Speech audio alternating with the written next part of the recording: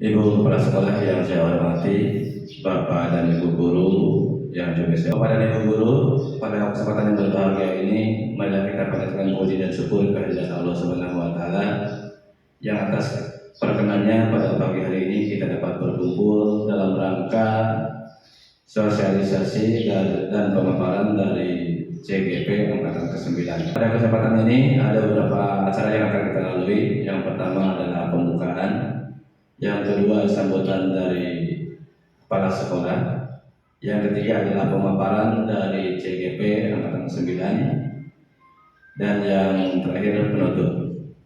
Marilah untuk mempersingkat acara pertemuan ini, kita awali acara ini dengan bersama-sama membaca basmalah.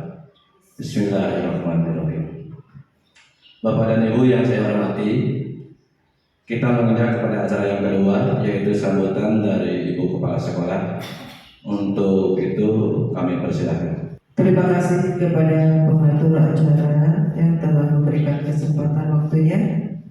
Bismillahirrahmanirrahim. Assalamualaikum warahmatullahi wabarakatuh. Bapak Ibu guru yang beliau hormati, Ibu guru CGP Angkatan 9 yang beliau hormati, alhamdulillah di pagi yang cerah ini kita masih bisa berkumpul dalam acara sosialisasi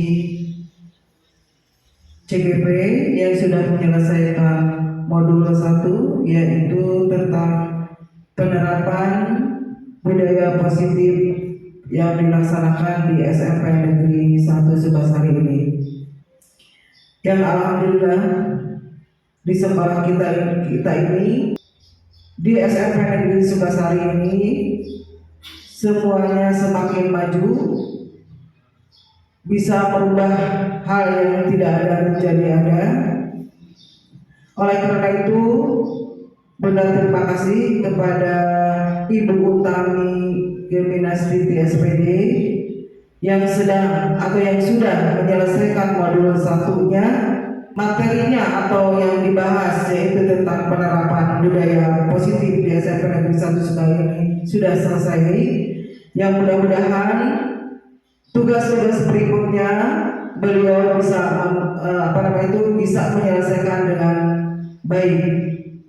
Dan kemudian Bapak Ibu guru sebagai teman-teman Bu Utami yang sebagai CGP alhamdulillah begitu mendukung dengan kegiatan-kegiatan yang dilakukan oleh Bu Utami, termasuk ya beliau itu adalah penerus-penerus atau yang akan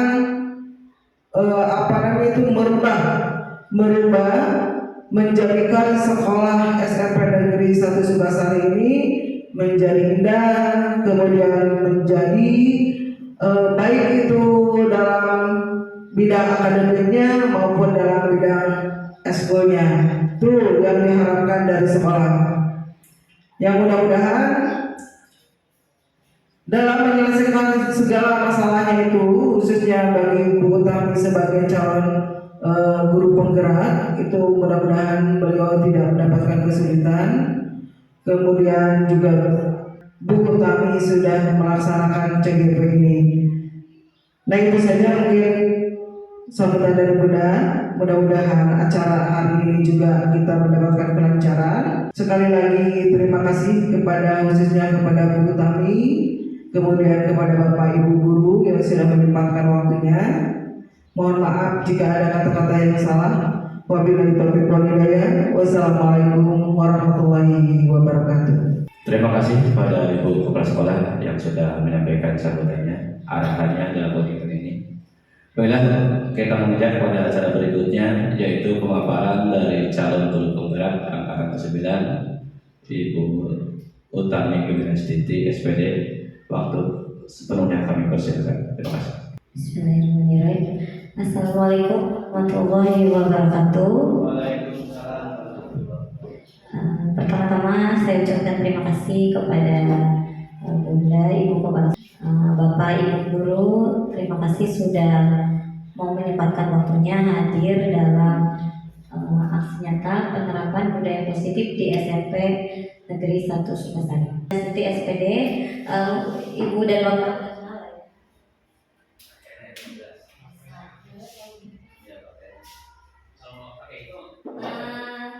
Saya di sini sangat bersemangat untuk menciptakan lingkungan belajar yang positif dan menarik bagi siswa. Coba Bapak Ibu amati lingkungan sekolah saat ini, bagaimana suasananya, bagaimana suasana di sekolah kompleks Ibu sekarang. Kondisi anak, kondisi gurunya, kondisi lingkungannya, apakah sudah menerapkan budaya positif di sekolah atau belum?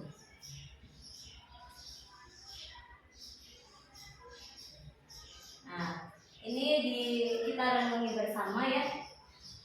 Kita lihat dulu di sini, kita renungi dulu pertanyaan dari ini. Apa pentingnya menciptakan suasana positif di lingkungan Anda? Bapak Ibu, apa sih pentingnya kita menerapkan budaya positif di lingkungan kita, mau di rumah, mau di sekolah?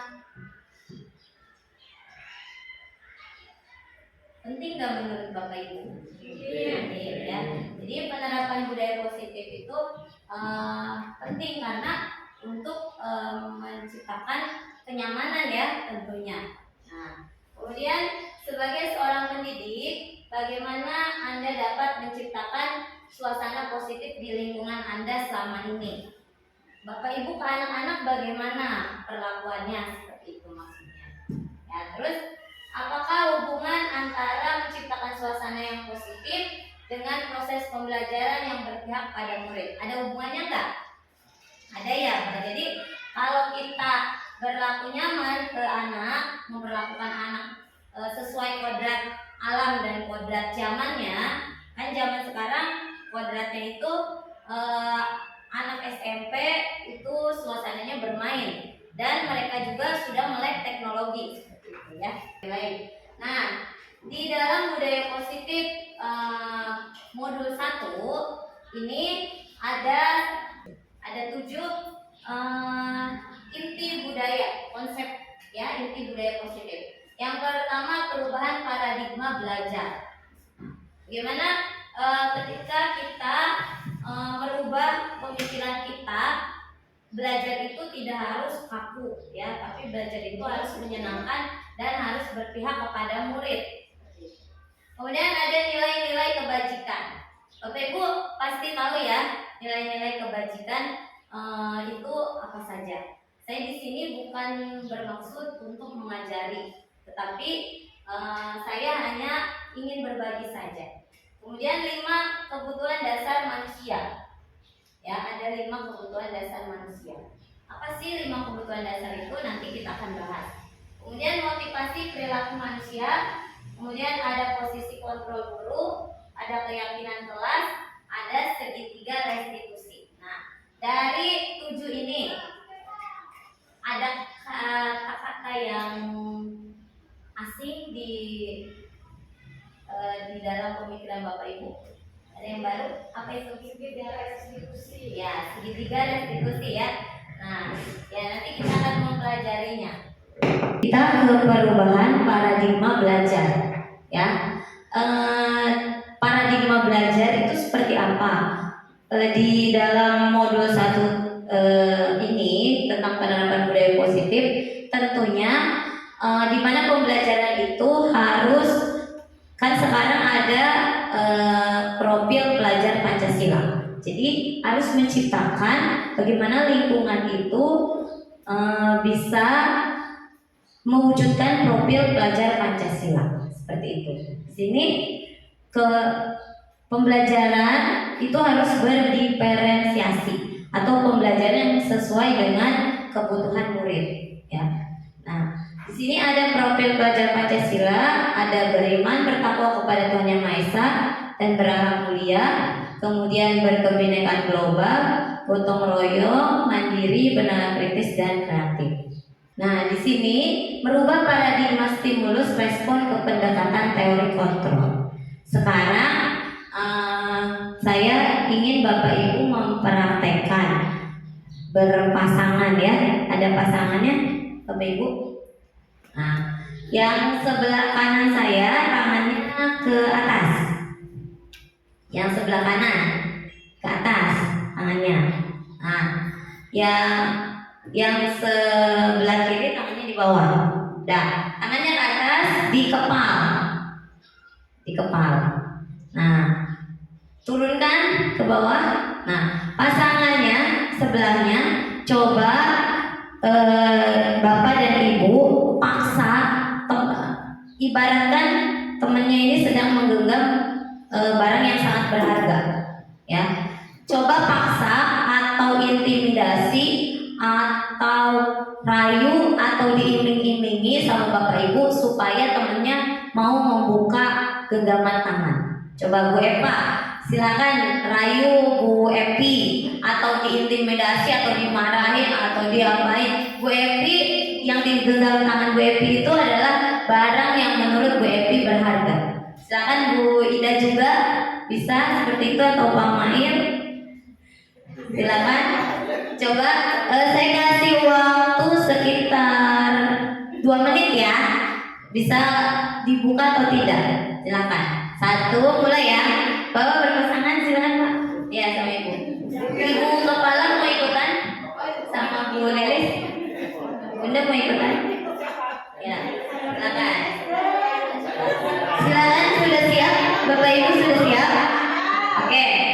Ya, sebelah kiri saya, silakan anggap di genggaman tangannya itu adalah barang yang sangat berharga.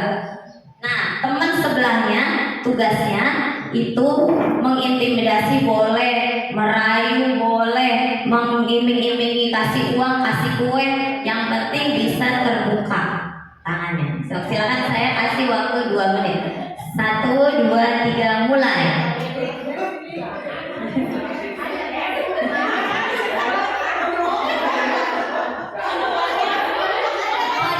Mau dipaksa, mau dikelitikin boleh.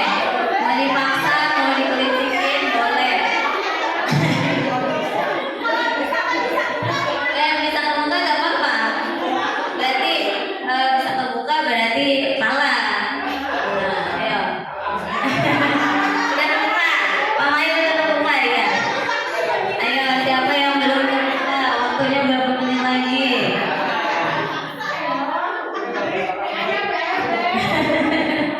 Ayo silakan Bapak Ibu paksa mau kelitikin, mau diancam.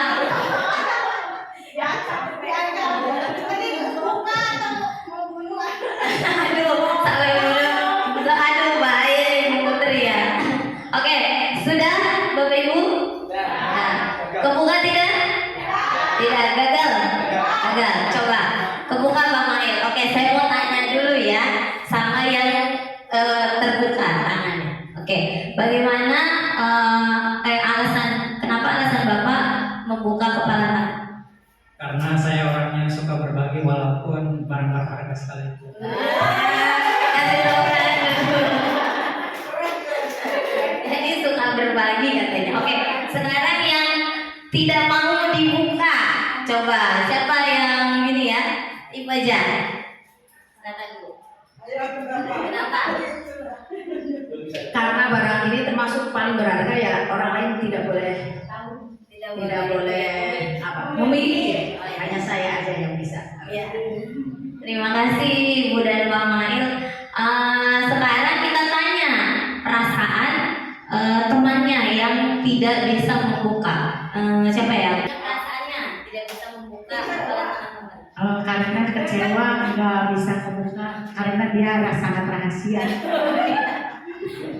Terima kasih Bu Ilva. Oke, jadi pelajaran yang bisa kita ambil dari permainan tadi itu adalah berhubungan dengan teori kontrol, Bapak Ibu. Jadi maksudnya apa? Teori kontrol itu yang punya kuasa jadi siapa? Yang punya kontrol diri kita itu siapa? Diri kita sendiri ya. Jadi mau orang lain seperti apa, kalau Pak Mail kan tadi bilangnya karena saya senang berbagi, berarti yang kontrol tetap Pak Mail ya, bukan Pak Asep, seperti itu ya. Jadi teori kontrol itu di sini kadang-kadang ya Bapak Ibu, kita itu mengontrol merasa mengontrol anak ya, padahal anak itu punya kontrolnya sendiri, dia punya kontrol dirinya sendiri, dalam dirinya itu ada sistem kontrolnya seperti itu. Jadi kita itu tidak bisa mengontrol anak takut kepada kita bukan karena dikontrol oleh kita, tapi anak nurut kepada kita tapi keinginan dirinya sendiri. Oke, di sini ada stimulus respon, ada realitas kebutuhan yang sama, ada teori kontrol, realitas kebutuhan kita berbeda. Nah, ini yang harus kita tanamkan dalam diri kita, bahwa kebutuhan kita berbeda, bahwa setiap orang memiliki gambaran berbeda. Kita berusaha memahami pandangan orang lain tentang dunia, berbeda, tidak sama. Kemudian hanya Anda yang bisa mengontrol diri Anda. Jadi nggak bisa orang lain mengontrol diri. Ya kalau diri sendiri tidak mau ya berarti tidak mau, tidak bisa dikontrol oleh orang lain. Kolaborasi dan konsensi menciptakan pilihan-pilihan baru. Model berpikir menang-menang. Jadi bukan model berpikir menang kalah. Ketika anak menuruti kita bukan berarti anak itu kalah dari kita. Tapi kita harus punya pemikiran yang menang-menang, harus sejalan seperti itu. Nah, sekarang itu adalah kolaborasi. Ya kolaborasi itu sangat penting ya di dunia hari ini, di dunia digital itu kolaborasi sangat penting. Baik, saya lanjutkan. Oke, saya lanjutkan Bapak Ibu. Nah, kita di sini akan mengenal apa itu disiplin positif. Ada yang sudah tahu ya Bapak Ibu ya, disiplin positif. Kata disiplin juga sering dihubungkan dengan hukuman, ya kan? Biasanya Bapak Ibu, kamu tidak disiplin, tidak menggunakan seragam seperti itu, tidak menggunakan atribut yang lengkap kalau upacara bendera, seperti itu ya kan Bapak Ibu? Nah seperti itu. Nah, padahal itu sesungguhnya berbeda, karena belajar tentang disiplin positif tidak harus dengan memberi hukuman, ya. Justru itu adalah salah satu alternatif terakhir. Jadi memberi hukuman itu merupakan alternatif terakhir Bapak Ibu, bukan alternatif pertama. Kadang-kadang kita suka emosi ya, emosi dulu baru kita hukum. Kamu tidak disiplin, pakai baju dikeluarkan, tidak pakai topi, tidak pakai dasi, seperti itu. Nah, dan bila perlu tidak digunakan sama sekali. Nah, dalam budaya kita, disiplin dimaknai menjadi sesuatu yang dilakukan seseorang pada orang lain untuk mendapatkan kepatuhan. Ya, jadi anak harus patuh dengan aturan yang kita buat, seperti itu. Ya, kita cenderung menghubungkan kata disiplin dengan ketidaknyamanan. Nanti kita akan belajar tentang teori kebutuhan dasar manusia. Nah, ini disiplin positif merupakan salah satu cara penerapan disiplin yang bertujuan untuk menumbuhkan kesadaran serta memberdayakan peserta didik tanpa imbalan, penghargaan, ancaman atau hukuman. Hati-hati Bapak Ibu, ternyata memberikan penghargaan yang berlebihan itu bisa menyakiti. Ya, kadang-kadang selama ini kita berpikir bahwa memberikan pujian ya itu membuat anak akan termotivasi, ternyata salah. Ya, ternyata misalnya kita sedang belajar, nah kita bawa makanan, nah setelah kita bawa makanan kita memberikan pertanyaan, siapa yang bisa jawab dapat makanan. Nah itu kadang-kadang bisa menyakiti temannya yang lain yang tidak bisa menjawab, atau anak yang bisa menjawab itu akan mengharapkan imbalan. Sebagai pendidik, tujuan kita itu adalah menciptakan anak-anak yang memiliki disiplin diri. Ya kan Bapak Ibu? Bapak Ibu pasti mau ya ketika upacara anak-anak tidak harus disuruh seperti itu ya. Ketika tadi literasi anak-anak tidak harus ayo ke lapang seperti itu ya. Pengennya kesadaran dirinya sendiri seperti itu. Mereka bisa berperilaku dengan mengacu pada nilai-nilai kebajikan universal dan memiliki motivasi intrinsik bukan ekstrinsik. Jadi hukuman, imbalan, penghargaan itu adalah motivasi ekstrinsik.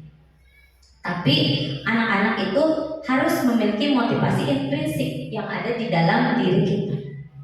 Seperti itu, yang ada di dalam dirinya sendiri. Oke. Ini nilai-nilai kebajikan. Ya. Nilai-nilai kebajikan ada profil pelajar Pancasila. Tentunya Bapak Ibu sudah tidak asing ya dengan istilah-istilah ini. Ada yang Bapak Ibu kurang memahami atau baru melihat, baru mendengar? Sini ada profil pelajar Pancasila, ada IBO Primary Years Program YPYP. Sikapnya murid toleransi, rasa hormat, integritas, mandiri, menghargai, antusias, empati, keingintahuan, kreativitas, kerjasama, percaya diri dan komitmen. Ini masuk dalam primary years program ya.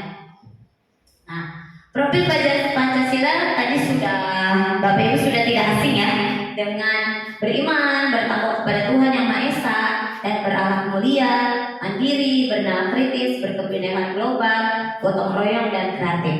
Nah, ini ada 9 karakter ya, cinta Tuhan, hampir sama ya dengan profil pelajar Pancasila. Segenap cintanya, kemandirian, tanggung jawab, kejujuran, amanah, diplomatis, hormat, santun, dermawan, suka menolong, dan gotong royong, percaya diri, kreatif, bekerja keras, kepemimpinan, keadilan, baik, dan rendah hati, toleransi, kedamaian, kesatuan. Nah, kemudian yang selanjutnya, anak itu harus punya keterampilan hidup. Apa itu keterampilan hidup? Mudah dipercaya, lurus, hatinya lurus. Kemudian pendengar yang aktif, tidak merendahkan orang lain, memberikan yang terbaik dari diri, petunjuk hidup, peduli, penalaran, bekerja sama, keberanian, keingintahuan, usaha, keluasan, fleksibilitas, berorganisasi, kesabaran, keteguhan hati, kehormatan, memiliki rasa humor, berinisiatif, integritas, pemecahan masalah, sumber pengetahuan, tanggung jawab, persahabatan, moral, intelijen, empati, suara hati, kontrol diri, dan rasa hormat, kebaikan, toleransi, serta keadilan. Itu ya. Ini nilai-nilai kebajikan yang harus kita tanamkan di dalam atau kita tumbuhkan di dalam diri para peserta didik kita, supaya nanti anak itu bisa mengikuti atau bisa disiplin itu karena keinginan dirinya sendiri. Nah, ini ada 5 kebutuhan dasar manusia. Ya, ada bertahan hidup, kasih sayang dan rasa diterima, penguasaan, kebebasan, kesenangan. Oke, kita bahas dulu bertahan hidup. Ya, Bapak Ibu. Bertahan hidup itu gimana, Bapak Ibu? Contohnya, ada yang bisa memberikan contoh bertahan hidup?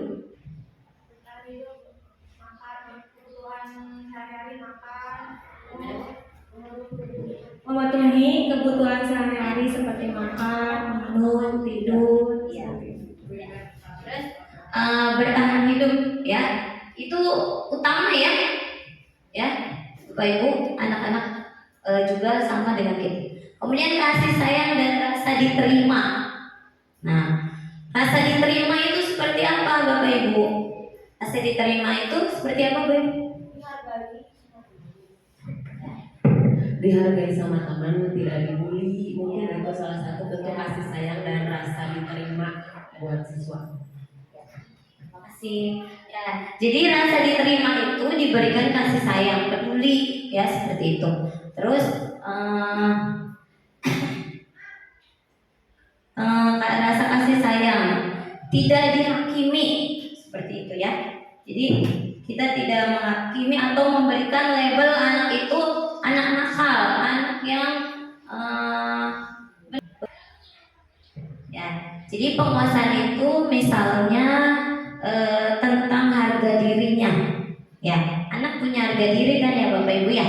Nah, itu tentang harga diri, keinginan dianggap, ya, memimpin, berprestasi, kemudian diakui, didengar, ya. Mungkin Bapak Ibu sudah melakukannya ya, pastilah Bapak Ibu sudah melakukannya. Hanya mungkin istilahnya baru mendengar ya.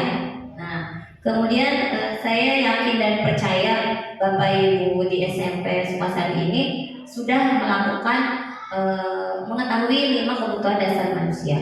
Kebebasan Bapak Ibu, bagaimana kebebasan? Kadang Bapak Ibu suka tidak selama pembelajaran memberikan ke anak itu supaya bisa menyelesaikan soal sendiri ya. Nah, anak diberikan tanggung jawab untuk mandiri, ya. Kemudian memiliki pilihan mencoba, ya kan?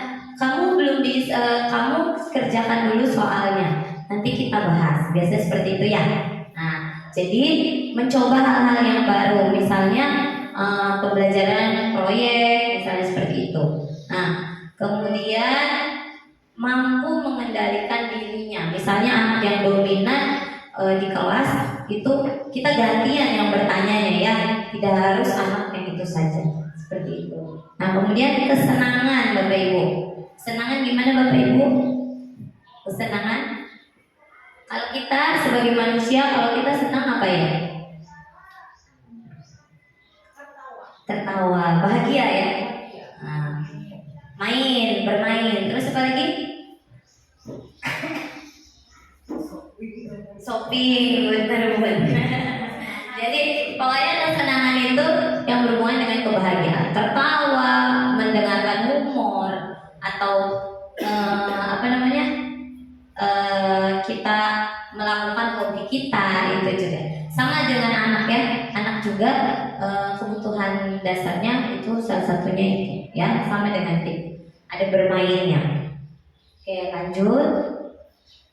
Nah, ini sekarang kita bahas ke motivasi perilaku manusia. Biasanya Bapak Ibu kalau misalnya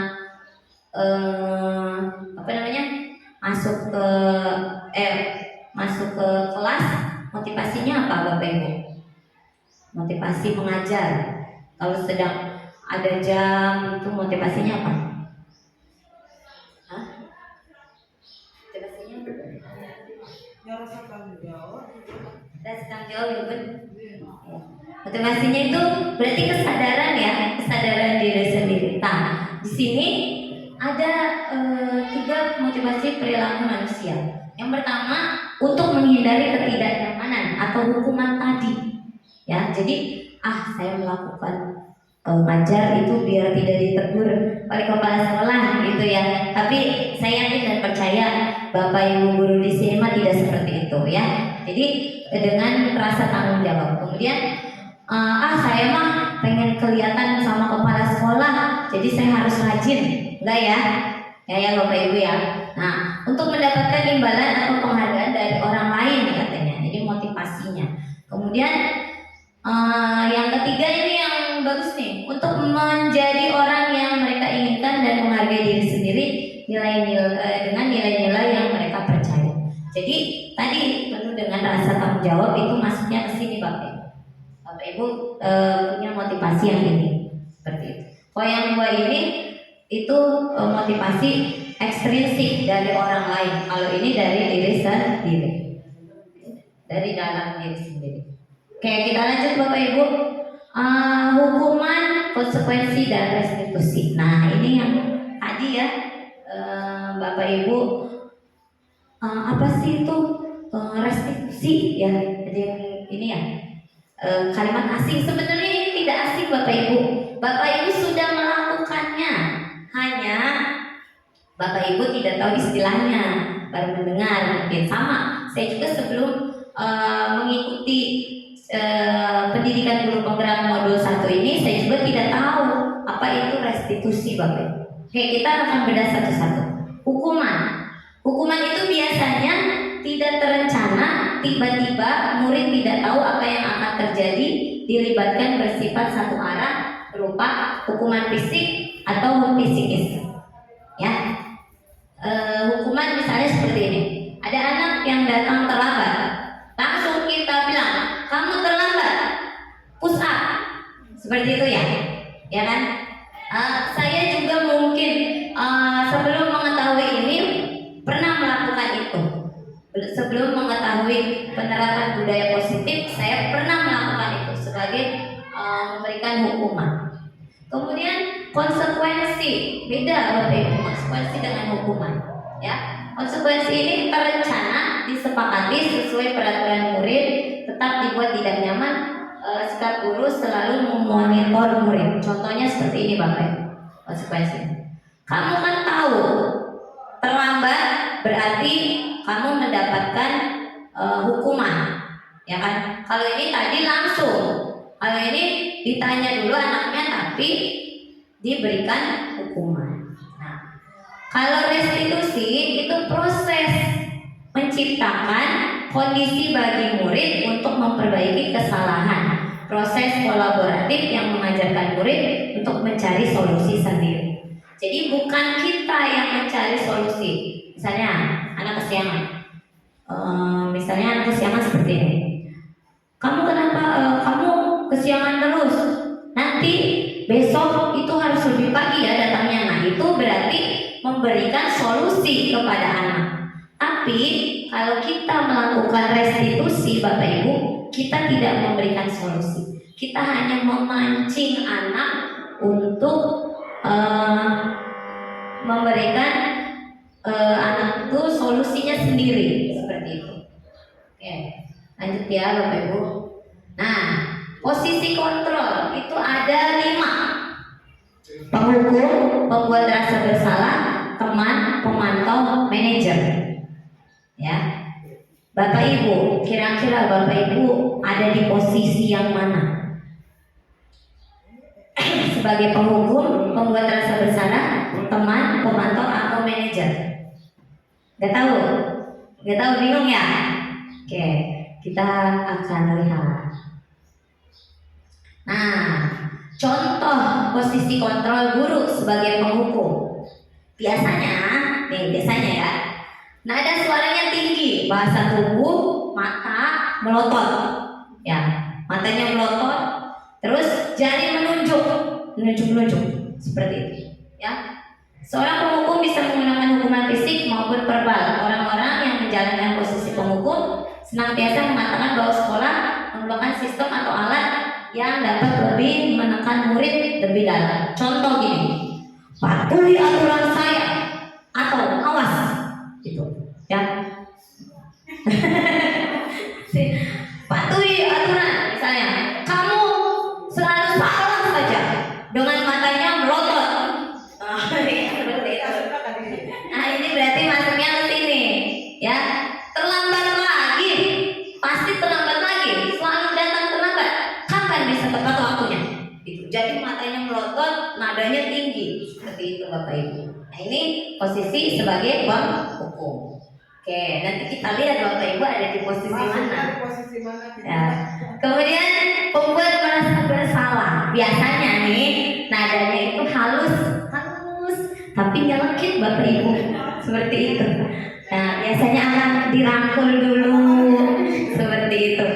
Anaknya dirangkul, seperti itu ya. Kemudian gini, biasanya suaranya lembut sekali, tapi nyelekit di hati anak. Tetap anak itu tidak merasa nyaman. Menggunakan keheningan yang membuat orang lain merasa tidak nyaman, bersalah atau jadi rendah diri. Contohnya seperti ini. Ibu sangat kecewa sekali dengan kamu. Itu. Seperti itu. Nah itu ya, itu berarti membuat rasa bersalah. Jadi membuat anak itu semakin rendah diri, semakin tidak percaya diri. Berapa kali Bapak harus memberitahu kamu ya? Terus misalnya, gimana coba kalau orang tua kamu tahu kamu berbuat begini? Ya kan? Ya, saya juga masih dulu sebelum belajar ini masih menerapkan merasa bersalah. Kita lanjut Bapak Ibu ke contoh penerapan posisi kontrol sebagai teman. Boleh nggak kalau kita memposisikan diri sebagai teman? Boleh, tapi ternyata itu tidak tepat Bapak Ibu. Karena kenapa? Kalau kita memposisikan diri sebagai teman, biasanya anak kalau bahasa Sundanya mah ngelunjang, ya, akan semakin berani ke kita seperti itu. Nah, nada suara ramah, akrab, bercanda, bahasa kuku merapat ke murid, mata senyum jenaka, lucu gitu senyumnya, ya. Nah, ayo bantulah demi bapak ya, cuma gitu. Ayo bantulah demi ibu, kamu nggak terlambat lagi ya, seperti itu. Ayo ingat tidak bantuan bapak selama ini. Jadi mengungkit yang sudah kita beri. Adi, ayolah bagaimana sih kamu? Kemarin kamu sudah janji ke bapak bukan? Kenapa terlambat lagi? Sambil tertawa. Ya, anak bagaimana bisa membuat dirinya merasa bahwa dia melakukan kesalahan? Kalau seperti ini kata-katanya Bapak Ibu, sambil tertawa. Seperti itu, ya. Ya sudah, tidak apa-apa, duduk dulu sana. Nanti Pak Guru bantu kamu ini sambil senyum-senyum. Seperti itu, ya. Nah, ini sebagai teman, ini ternyata tidak bagus juga kalau sebagai teman, ya. Nah, ini sebagai pemantau. Apa sebagai pemantau? Nada suaranya datar, bahasa tubuhnya formal, seperti ini. Peraturannya apa? Ya, ya. Kemudian apa yang telah kamu lakukan? Sanksi atau konsekuensinya apa? Selalu dikaitkan dengan sanksi dan konsekuensi saat berbuat kesalahan, seperti itu. Memantau berarti mengawasi. Pada saat kita mengawasi, kita bertanggung jawab atas perilaku orang yang kita awasi. Posisi pemantau berdasarkan pada peraturan-peraturan dan konsekuensi. Jadi sesuai dengan peraturan-peraturan aja. Jadi misalnya anak terlambat, nanti sanksinya apa? Seperti itu Bapak Ibu. Dengan menggunakan sanksi konsekuensi kita dapat memisahkan hubungan pribadi kita dengan murid. Ini ya. Nah, sekarang contoh penerapan posisi kontrol sebagai manajer. Nah, nada suaranya biasa aja, tidak tinggi, tidak itu rendah ya. Murid diajak untuk menganalisis kebutuhan dirinya maupun kebutuhan orang lain. Di sini penekanan bukan pada kemampuan membuat konsekuensi, namun dapat berkolaborasi dengan murid bagaimana memperbaiki kesalahan yang ada. Contoh, ya, apa yang kita yakini, kembali ke keyakinan kelas. Bapak Ibu sudah membuat keyakinan kelas belum? Bapak Ibu wali kelas belum ya? Yang sudah dibuat apa? Peraturan kelas. Oke, nanti kita bahas. Apakah kamu meyakininya? Terus gini, jika kamu meyakininya, apakah kamu bersedia memperbaikinya? Jika kamu memperbaiki hal ini, menunjukkan apa tentang dirimu. Jadi pertama, kita itu bilang dulu ke anak seperti ini. Tidak apa-apa melakukan kesalahan. Hal itu wajar dan normal. Atau misalnya anak terlambat. Tidak apa-apa nak. Teman kamu juga ada yang pernah melakukan kesalahan seperti ini, terlambat sama, ya. Kemudian kita tanya, kenapa alasan kamu bisa terlambat? Nanti kan anak cerita ya Bapak Ibu, anak itu cerita kenapa terlambat, misalnya tadi malam bangunnya kesiangan dan sebagainya. Nah nanti kita balikin lagi. Kamu tahu tidak kamu melanggar keyakinan kelas? Ya, tahu. Nah, apa rencana kamu untuk memperbaiki? Jadi kita tanya anak supaya anak itu tahu bagaimana dia harus memperbaiki. Seperti itu. Terus tanya juga kapan memulainya? Bisa sekarang. Nah, ini contoh Bapak Ibu. Coba saya mau tanya. Tadi kan Bapak Ibu sudah mengetahui ya posisi kontrol sebagai penghukum, sebagai pemantau, sebagai teman, ya. Nah itu sebagai manajer. Seperti itu. Nah ini menurut Bapak Ibu, ini posisi kontrolnya sebagai apa? Adi, apakah kamu mengetahui jam berapa sekolah dimulai? Tahu Pak, jam 7 kata adik. Ya, jadi kamu terlambat. Kira-kira bagaimana kamu akan memperbaiki masalah ini? Saya bisa menanyakan teman saya Pak untuk mengajar tugas yang tertinggal. Baik, itu bisa dilakukan. Apakah besok akan ada masalah untuk kamu agar bisa hadir tepat waktu? Tidak Pak, saya bisa hadir tepat waktu. Baik, saya hargai usahamu untuk memperbaiki diri. Ini masuk ke posisi kontrol mana Bapak gurunya? Hah? Manajer, kenapa? Manajer. Kenapa ada posisi kontrol manajer? Yang mana Bapak Ibu? Yang mana? Nah, yang ini ya. Nah, ini ditanyain dulu. Kenapa? Tahu nggak jam berapa masuk ke sekolah? Kemudian ini tidak marah, tidak dimarahin, tapi jadi kamu terlambat. Kira-kira bagaimana kamu akan memperbaiki masalah ini? Jadi ditanya anak bagaimana cara untuk memperbaiki masalah seperti itu. Kemudian apa yang bisa kamu lakukan untuk besok supaya tidak ada masalah? Kemudian menghargai usahanya seperti itu ya. Ini berarti sebagai manajer. Nah, sekarang keyakinan kelas. Kenapa harus keyakinan kelas bukan peraturan kelas? Kata Ibu Wali kelas pasti sudah membuat peraturan kelas ya. Nah, sekarang kenapa harus keyakinan kelas? Kenapa harus keyakinan kelas Bapak Ibu? Hah? Karena? Iya. Biasanya peraturan itu untuk dilanggar ya Pak. Anak-anak itu kadang suka bilang peraturan itu untuk dilanggar Bu, katanya gitu. Nah, kenapa keyakinan kelas? Oke, ini pembentukan keyakinan kelas. Karena kalau peraturan kelas itu abstrak, ya kan? Kita nggak tahu tuh secara abstrak. Ya. Kemudian berupa pernyataan universal. Misal, contohnya apa? Contohnya apa? Yang universal dan abstrak, yang tidak ada gambaran. Contohnya, misalnya tidak boleh membuli.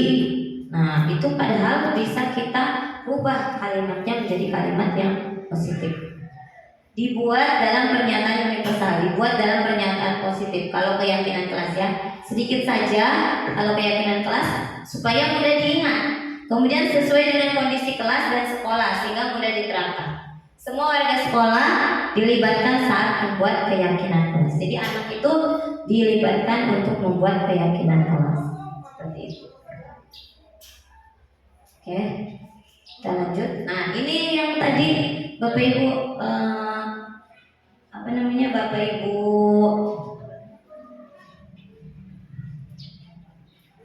yang Bapak Ibu tanyakan ya.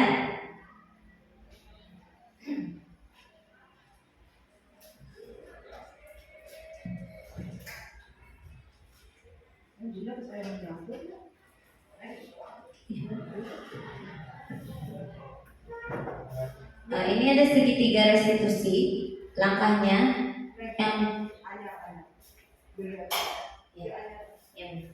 langkah-langkahnya menstabilkan identitas, validasi tindakan yang salah, menanyakan keyakinan kelas. Nah, ini segitiganya. Menstabilkan identitas. Ya. Menstabilkan identitas. Pertama, menstabilkan identitas dulu. Jadi setiap orang pasti pernah melakukan kesalahan. Kamu bukan satu-satunya pernah melakukan ini, katanya gitu. Terus kemudian validasi tindakan yang salah.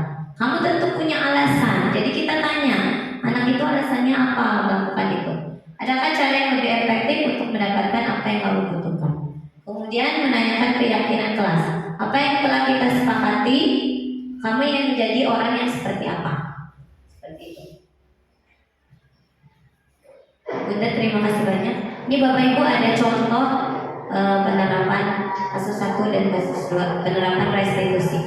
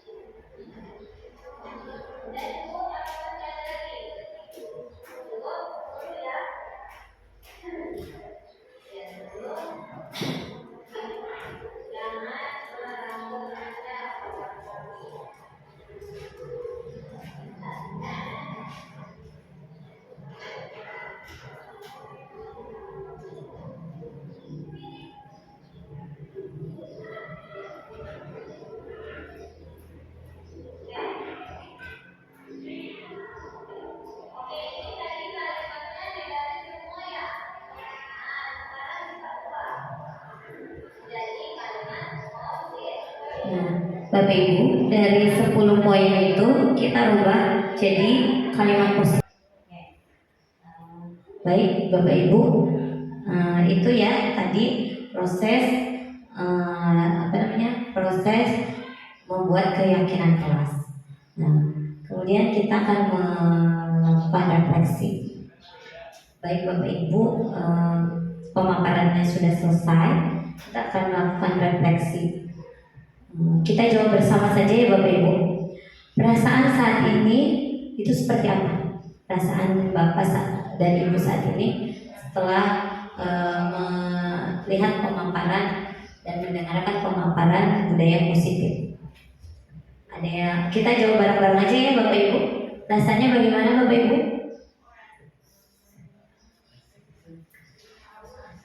Jadi tahu. Terus lagi apa Bapak Ibu perasaannya, apa yang Bapak Ibu rasakan setelah kita belajar mengenai penerapan budaya positif di sekolah?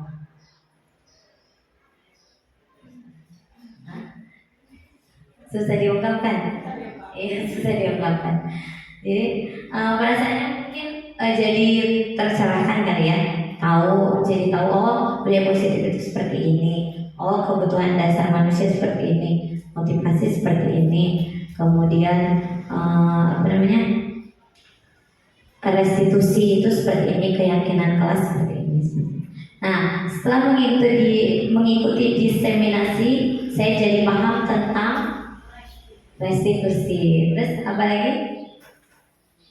Teori kontrol, paham ya. Jadi nanti Bapak Ibu kalau masih seperti saya kadang-kadang itu sebagai teman, sebagai pemantau, jadi nanti mah harus jadi sebagai manajer. Bisa kira-kira?